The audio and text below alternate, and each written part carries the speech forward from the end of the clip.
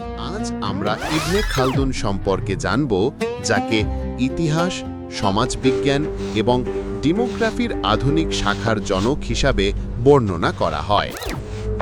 ইবনে খালদুন ছিলেন একজন বহুমুখী পণ্ডিত, দার্শনিক এবং ঐতিহাসিক। তার সবচেয়ে বেশি সুপরিচিত বই হল মুকাদ্দিমা, যা তিনি মাত্র 6 মাসে লিখেছিলেন। এই বইটি তার শত শত বছর পরেও অনেক ঐতিহাসিককে প্রভাবিত করেছে।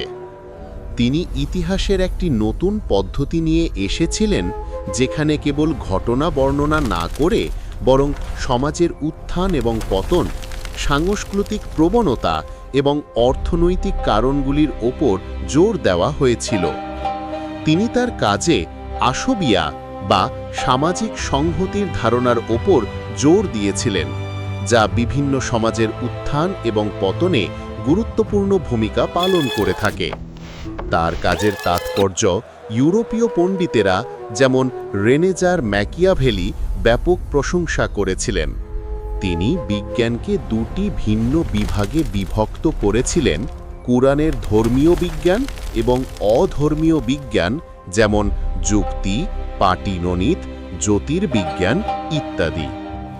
ইবনে খালদুনের মতো মুসলিম পণ্ডিতরা যেভাবে সমাজ ও ইতিহাসের বিশ্লেষণ করেছিলেন, তা আধুনিক সমাজবিজ্ঞান ও ইতিহাস গবেষণার ভিত্তি স্থাপন করেছে।